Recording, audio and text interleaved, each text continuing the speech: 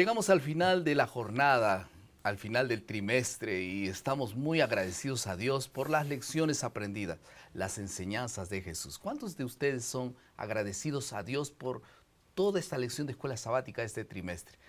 Yo no los veo levantar las manos, pero yo sé que ustedes están felices en sus corazones. Estamos ahora en la lección número 13 y el título de la lección es La segunda venida de Jesús. Qué título tan sugestivo, tan maravilloso para terminar una lección. Yo quiero agradecer de una forma especial al doctor Carlos Steger y también al doctor Adolfo Suárez por el cariño y por el tiempo. Hemos pasado largas horas, largas jornadas estudiando, reuniéndonos para estudiar y poder recapitular la lección juntos. Cada uno de ellos estudió varias veces la lección. Bueno, usted ya la hizo desde varios años y quiero agradecerles por su presencia, por el cariño, por el tiempo que dedicaron a comentar estas lecciones que sin duda van a ser de mucho provecho para todos nuestros amigos. Muchas gracias una vez más, doctor Steger. Un placer. Y si hay algo bueno, gracias a Dios. Amén. Muchas gracias, doctor Adolfo Suárez. Fue un placer estar estos 13 sábados y que Dios nos haya bendecido con el estudio de su palabra. Vamos a orar entonces para que Dios bendiga este momento del estudio de esta última lección. Querido Padre Celestial, gracias porque tú eres bueno y porque para siempre es tu misericordia. Amén, Señor. Gracias porque nos das la salvación y porque nos das esa seguridad del pronto regreso de Jesús. Amén. Amén. Señor, que esa esperanza ardiendo en nuestros corazones pueda motivar nuestras acciones constantemente y también pueda trascender y llegar a quienes nos rodean. Amén. Te lo agradecemos implorando tu presencia ahora al volver a estudiar esto en tu palabra, en el nombre de Jesús. Amén. Amén. En el año 1970 ocurrió el terremoto más terrible de la historia del Perú. Mi padre estaba en aquella ciudad donde fue el epicentro, donde murieron aproximadamente 70,000 personas. Lo que nosotros no sabíamos es si él había quedado vivo o él murió en aquel terremoto. Mi madre comenzó a averiguar, no era la comunicación como hoy, era muy difícil. Así que terminamos muy desatendidos de las informaciones. Pasaron aproximadamente unos 15 días cuando alguien le sugirió a mi madre que mi padre estaría muerto por la poca información. Ella aceptó que mi padre estaría muerto. Nosotros éramos niños todavía y yo recuerdo que yo no acepté que él estuviese muerto, pero acepté que mi madre se cambiara de casa y quisiera comenzar una nueva vida en otro lugar. Así que nos trasladamos a otra ciudad, comenzamos a vivir en un otro lugar, en una nueva casa, pero para mí todo era pasajero. Y ya estamos casi acomodándonos a la nueva situación cuando una madrugada yo sentí que alguien tocó la puerta. Fui corriendo hasta aquel lugar y descubrí que en la puerta estaba una persona que yo creía que iría a volver, era mi padre. Y él dijo, yo estoy aquí, abrí la puerta y yo le cerré la puerta en mi desesperación, en mi entusiasmo, en mi angustia, en mi alegría, no sé qué sentimiento tenía ese momento. Fui corriendo a dar la buena nueva a la familia. Mi papá llegó, mi papá está vivo. Fuimos todos y allí estaba en la puerta. Y él me dijo, ¿por qué tiraste la puerta? Yo le dije, porque estaba tan emocionado. Me abrazó, lo abracé, fue aquel reencuentro. Mi madre no podía creer. Y mi papá le dijo a mi mamá, ¿por qué están ustedes aquí? Y ella le dijo, porque nosotros creíamos que tú estabas muerto. No, yo caminé por las chacras, comía zanahorias, después tomé un carro, fue difícil, pero aquí estoy. Él había vuelto. ¿Y saben lo que yo pensé? Yo dije, para mí, mis adentros, yo sabía que él iría a venir. Yo sabía que él estaba vivo. Yo sabía que él iría a venir. Yo pienso que el sentimiento de todos nosotros cuando venga Jesús va a ser el mismo. Yo sabía que Jesús iría a venir. Yo sabía que él iría a venir. Nos vamos a emocionar de ver a aquel que hemos esperado y que finalmente volverá. El enfoque de la lección de esta semana es entender que el prometido retorno de Jesús es más que un sueño distante. No es un escapismo religioso, pero sí el reconocimiento del hecho de que un Salvador amoroso desea profundamente reunirse con su pueblo escogido para vivir con ellos para siempre. Vamos a pasar a la segunda parte de nuestro bosquejo. Vamos a estudiar dos asuntos concretos en este momento. La certeza de la promesa y, en segundo lugar, vamos a hablar un poco sobre la inminencia de la segunda venida de Jesús. En primer lugar, entonces, la certeza de la promesa es real. ¿Por qué es tan importante que podamos entender la promesa de la vuelta de Jesús? Bueno, el retorno de Jesucristo es la más importante promesa para nosotros. Yo quiero compartir con ustedes un texto conocidísimo de San Juan 14, 1-3, que dice: no se turbe vuestro corazón, creed en Dios, creed también en mí. En la casa de mi Padre hay muchas mansiones. Si no, ya os lo hubiera dicho. Voy pues a preparar lugar para vosotros. Y si me voy y os preparo lugar, vendré otra vez. Ustedes se acuerdan de que esta promesa fue pronunciada por Jesucristo en la sombra de la traición de Judas.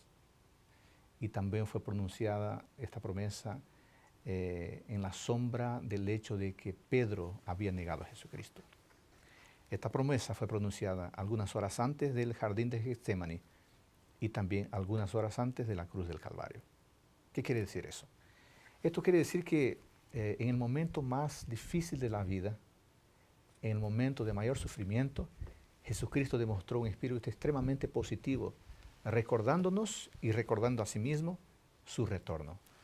De modo que, Pastor Edison, cuando Jesucristo y la Biblia nos hablan del retorno de Jesucristo, es el cumplimiento absoluto de nuestra mayor y de nuestra más grande esperanza. Es por eso que esta promesa es muy importante. Por eso nos mantenemos vivos en aquella esperanza, ¿no? Recuerdo aquel experimento que hicieron con aquellos ratones que lanzaron al agua para ver cuán rápido se irían a ahogar. Uno de ellos ya se estaba ahogando antes de los 30 minutos, en cuanto había otro que demoró un poquito más. El segundo ratón se le tiró una tabla y él subió una vez, y después retiraron la tabla y él comenzó a sobrevivir otra vez. Demoró un poco de tiempo, después tiraron otra vez la tabla, él subió y otra vez fue retirada la tabla. ¿Saben cuánto tiempo demoró ese ratón para hundirse en las aguas? 48 horas. ¿Por qué no se hundió? Porque tenía la esperanza de la tablita. Nosotros no nos hundimos en la desesperación porque tenemos una esperanza de que Jesús ha de volver. Ahora, Pedro y Juan tenían la seguridad de la venida de Jesús en sus días, ¿no?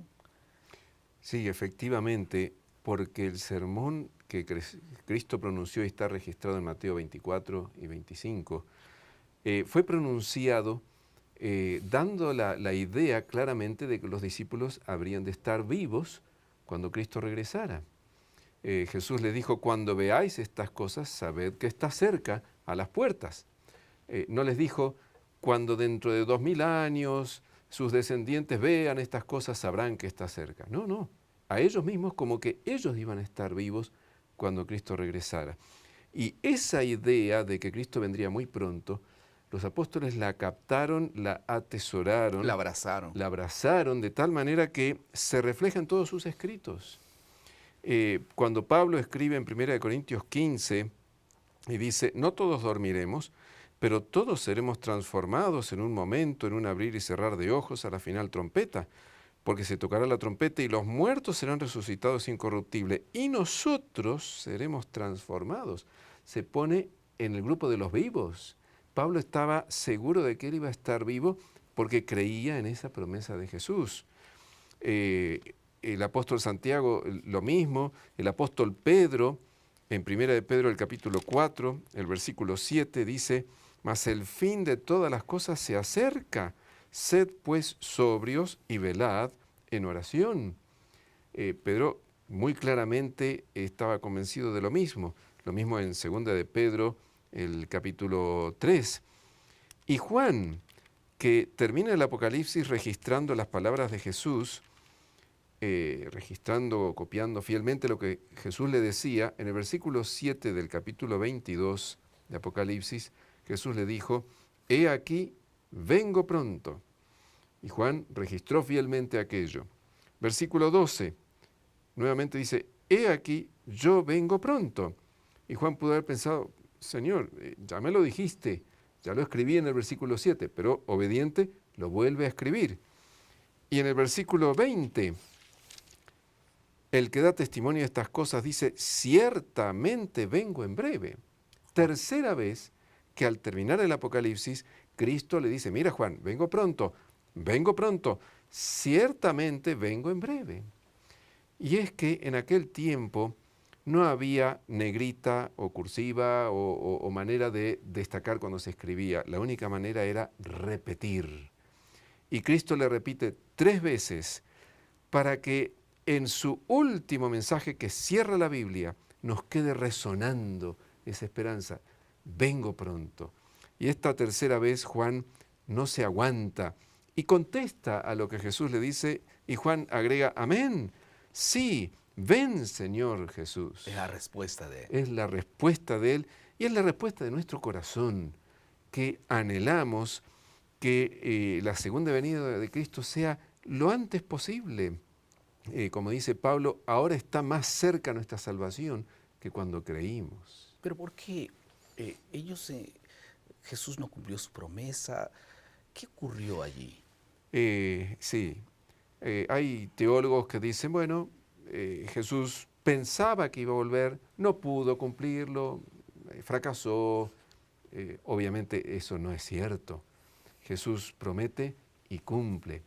Lo que ocurre es que el Señor Jesús sabe que entre el último instante de nuestra vida, cuando cerramos los ojos en la muerte, entre ese momento y la segunda venida de Cristo, aunque pasen 10 años, 100 años o 1000 años, para nosotros ese tiempo no transcurre porque estaremos inconscientes. Y la vida humana es pequeña también, ¿no? Y la vida humana es pequeña y yo no sé si voy a vivir solo hasta mañana, si mi vida terminará la semana que viene, el año que viene. No importa, por eso la necesidad de tener esa convicción de que la venida está cerca, está tan cerca como mi última respiración en esta vida. Y no dice la hora ni la fecha, porque si la dijera los seres humanos somos dejando para última hora todo, ¿no? Sí, y especularíamos y diríamos, si supiéramos la fecha, diríamos, todavía tengo mucho tiempo, todavía hasta puedo, entre comillas, disfrutar del pecado que me gusta y después tengo tiempo de arrepentirme. Que ese es un juego peligrosísimo que nunca La deberíamos palabra más hacer. peligrosa, mañana, ¿no? Exactamente. ¿Cuándo va a comenzar la dieta? El lunes. Nunca hoy, ¿no? Sí. Nunca hoy día. Ahora, ese asunto es tan importante para la vida, porque hay un pasaje en el Antiguo Testamento que habla que si corristeis con los de a pie y te cansaron, ¿cómo contenderás con los caballos? Es decir, si tú dejas para última hora el día de la aflicción, no vas a resistir. Entonces, por eso es que velad y orad, ¿no? Hay que hacerlo ahora. Vamos a pasar a la última parte de nuestro bosquejo, que es la aplicación. Vamos a entonces aplicar la lección de esta semana. ¿Cómo sería bueno tener alguna cosa para aplicar en el día a día? Pastor Suárez. La información sobre la venida de Jesús puede producir en nosotros efecto positivo o efecto negativo.